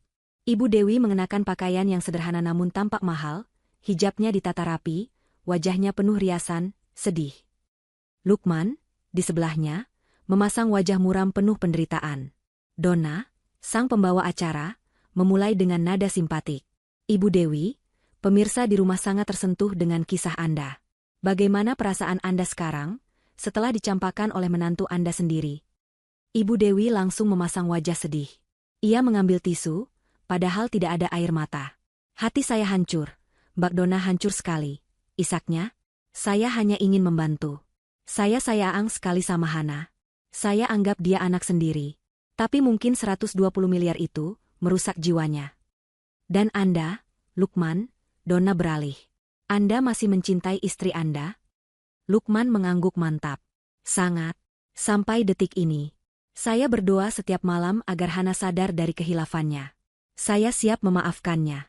Tapi dia sudah keterlaluan. Dia menfitnah kami. Dia bahkan memenjarakan orang baik seperti Pak Hasan. Benar sekali, potong Ibu Dewi. Hana itu kejam. Dia. Soal Pak Hasan, potong Donna tiba-tiba, nadanya berubah serius. Itu poin yang menarik. Penonton di studio terdiam. Anda yakin Pak Hasan tidak bersalah, Bu? Tentu saja, kata Ibu Dewi. Dia korban. Sama seperti kami. Donna tersenyum tipis. Senyum yang membuat Lukman dan Ibu Dewi tiba-tiba merasa tidak nyaman. Baiklah. Karena kita bicara soal kejujuran, tim kami mendapatkan sebuah informasi eksklusif malam ini. Ternyata, ada satu orang lagi yang ceritanya belum kita dengar. Satu orang yang sangat dekat dengan Lukman. Lebih dekat daripada siapapun. Wajah Lukman mulai tegang. Apa maksud Anda? Ibu Dewi, Lukman, kata Donna, menatap lurus ke kamera. Kami punya tamu kejutan untuk Anda. Pemirsa di rumah, inilah dia, Kanaya. Musik dramatis diputar. Pintu panggung di sisi lain terbuka. Kanaya melangkah keluar. Ia tidak memakai gaun modis. Ia memakai blus sederhana yang menonjolkan perutnya yang mulai membuncit. Wajahnya pucat tapi penuh tekad. Ia berjalan lurus ke arah sofa. Reaksi di panggung itu tak ternilai. Mulut Lukman terbuka lebar, wajahnya pucat seperti kapas. Ibu Dewi membeku di kursinya, matanya melotot tak percaya, senyum sedihnya luntur digantikan ekspresi horor. Siapa kau? Bisik Ibu Dewi, suaranya tercekat. Kanaya berdiri di depan mereka, disorot kamera dari segala penjuru. Ia menatap lurus ke mata Lukman. "Lukman, sayang," katanya, suaranya bergema di studio yang hening. "Kamu lupa sama aku? Dan, kamu lupa sama anak kita." Jutaan orang di seluruh Indonesia menahan napas. Di ruang kontrol, rating acara itu meroket menembus langit. Di kantornya, Hana menatap layar, didampingi kakek Jamal. Ini adalah awal dari akhir. Studio itu senyap. Keheningan yang hanya bisa tercipta dari syok kolektif. Jutaan pasang mata tertuju pada layar televisi, menyaksikan drama yang jauh lebih intens daripada sinetron manapun. Lukman mematung. Kata-kata, "anak kita," menggema di telinganya. Ia mencoba berbicara, tapi suaranya hilang. Ibu Dewi adalah yang pertama pulih. Seperti ular yang terinjak, ia langsung mendesis. "Bohong," pekiknya, suaranya melengking tinggi, memecah keheningan. Ia melompat berdiri, menunjuk Kanaya dengan jari gemetar. "Fitnah. Ini pasti orang bayaran si Hana. Berani sekali kau mengaku-ngaku hamil anak putraku. Kau itu pelacur." "Pelacur?" ulang Kanaya, suaranya tenang, kontras dengan histeria Ibu Dewi. "Kalau saya pelacur, lalu apa nama putra Anda yang sudah tidur dengan saya selama 2 tahun di belakang istri sahnya?" Penonton di studio tersentak. 2 tahun. "Donna, matikan kameranya," jerit Ibu Dewi pada pembawa acara. "Ini pencemaran nama baik. Ini jebakan." Donna tetap di kursinya, wajahnya profesional. "Ibu Dewi, silakan duduk. Ini adalah siaran langsung. Kami hanya mencari kebenaran. Kanaya, silakan duduk." Staf dengan cepat membawa kursi tambahan. "Anda bilang 2 tahun?" "Benar," kata Kanaya, kini duduk tegak. Ia mengelus perutnya, seolah mencari kekuatan. "Nama saya Kanaya. Dan saya adalah kekasih Lukman." Jauh sebelum dia bertemu Hana. Ia menatap Lukman yang kini gemetar ketakutan. "Dia berjanji akan menikahi saya. Dia bilang, dia hanya memanfaatkan Hana untuk mengambil uang kakeknya." "Bohong." "Buktikan," teriak Lukman, akhirnya menemukan suaranya. Itu adalah teriakan putus asa. "Buktikan?" Kanaya tersenyum getir. Ia mengeluarkan ponselnya. "Aku punya ratusan foto kita. Di Bali, di Singapura. Saat kau bilang pada Hana kau sedang bisnis trip." Ia menunjukkan beberapa foto ke kamera terdekat. Wajah Lukman dan Kanaya yang sedang berciuman terpampang jelas di layar besar studio. Ibu Dewi terhuyung. Itu editan. Palsu." "Palsu?" tantang Kanaya. "Bagaimana dengan anak di perut saya? Apa ini juga palsu? Saya punya hasil tes DNA prenatal. Atas nama Lukman." Lukman ambruk kembali ke sofa. "Tamat sudah. Tapi," lanjut Kanaya, matanya kini berkaca-kaca.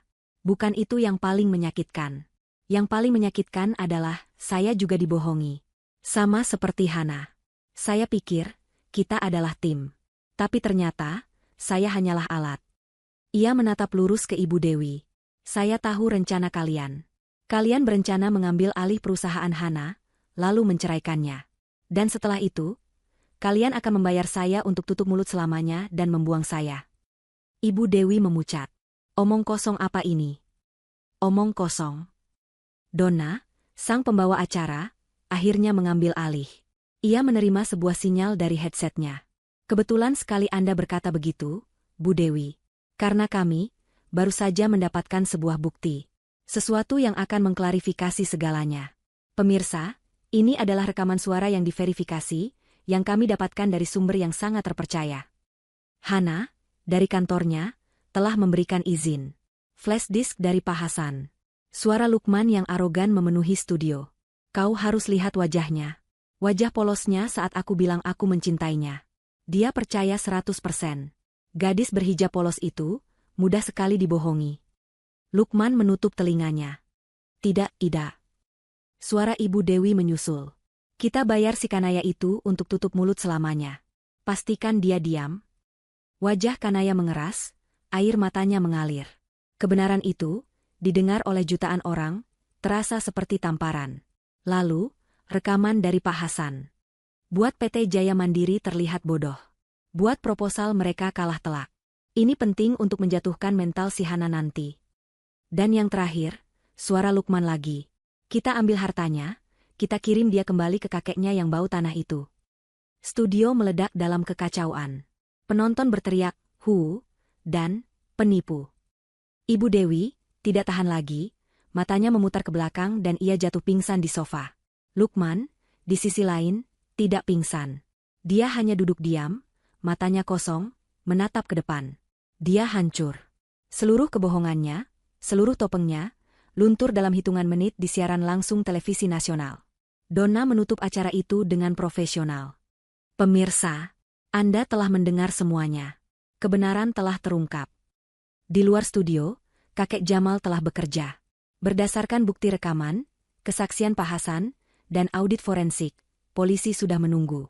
Saat Lukman yang seperti zombie digiring keluar, dan Ibu Dewi yang pura-pura pingsan diangkat ke tandu, mereka tidak disambut oleh wartawan. Mereka disambut oleh detektif dengan surat perintah penangkapan. "Lukman dan Ibu Dewi," kata petugas itu, "Anda ditahan atas tuduhan konspirasi untuk melakukan penipuan, spionase industri, dan pencemaran nama baik." Karma mereka tidak instan. Tapi karma itu menyeluruh.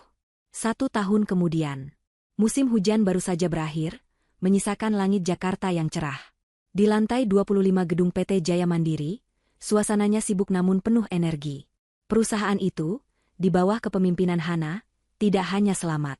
Perusahaan itu berkembang pesat. Hana, kini seorang CEO yang dihormati, baru saja menutup rapat dengan investor dari Jepang.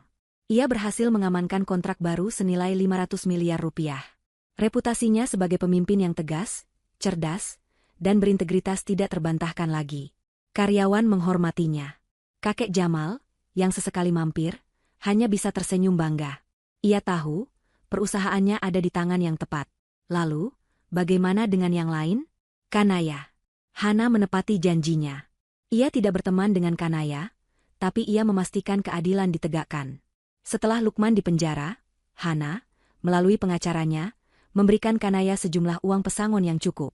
Bukan sebagai hadiah, tapi sebagai tunjangan anak yang dibayar di muka, dengan syarat Kanaya dan anaknya memulai hidup baru dan tidak pernah lagi menggunakan nama Lukman. Kanaya setuju. Ia melahirkan seorang putra. Kabarnya, ia pindah ke Bali dan membuka sebuah butik kecil. Dia memulai hidup baru, jauh dari bayang-bayang masa lalunya yang kelam. Pak Hasan. Karena kerjasamanya yang penuh sebagai saksi kunci, hukumannya diringankan secara signifikan. Ia hanya menjalani 1,5 tahun penjara. Ia kehilangan segalanya, tapi ia tidak kehilangan kebebasannya selamanya. Dan akhirnya, Ibu Dewi dan Lukman. Pemandangan beralih ke sebuah ruangan sempit, panas, dan berbau tidak sedap di lembaga pemasyarakatan. Waktu makan siang. Ibu Dewi, tanpa riasan, rambutnya yang beruban dibiarkan acak-acakan, mengenakan seragam tahanan oranye yang kusam.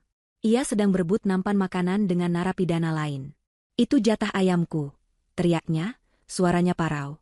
"Diam kau, penipu TV," bentak narapidana yang lebih besar, mengambil potongan ayam kecil itu. Di halaman penjara, Lukman, yang kini kurus dan tatapannya kosong, sedang menyapu dedaunan. Ia tidak lagi peduli pada ibunya. Mereka berdua dijatuhi hukuman berat. Ibu Dewi atas konspirasi penipuan, dan Lukman ditambah dengan spionase industri. Bertahun-tahun, mereka kehilangan segalanya. Harta, reputasi, kebebasan, dan satu sama lain. Setiap hari, mereka hanya saling menyalahkan dalam diam atas nasib mereka yang menyedihkan. Karma telah terbayar lunas. Kembali di kantornya, Hana berdiri di depan jendela kaca raksasa. Ia menatap matahari terbenam yang mewarnai langit Jakarta. Ponselnya berdering. "Kakek Jamal. Sudah mau pulang, Kek," kata Hana, senyum tulus terukir di wajahnya. Hijabnya yang rapi membingkai wajahnya yang tenang dan penuh percaya diri. "Baik, sayang. Hati-hati di jalan. Kakek bangga padamu." Hana menutup telepon. Ia mengambil tasnya. Ia tidak lagi gadis berhijab polos. Ia adalah Hana. Ia adalah seorang pejuang. Ia adalah seorang pemenang. Dan ia siap menyambut hari esok.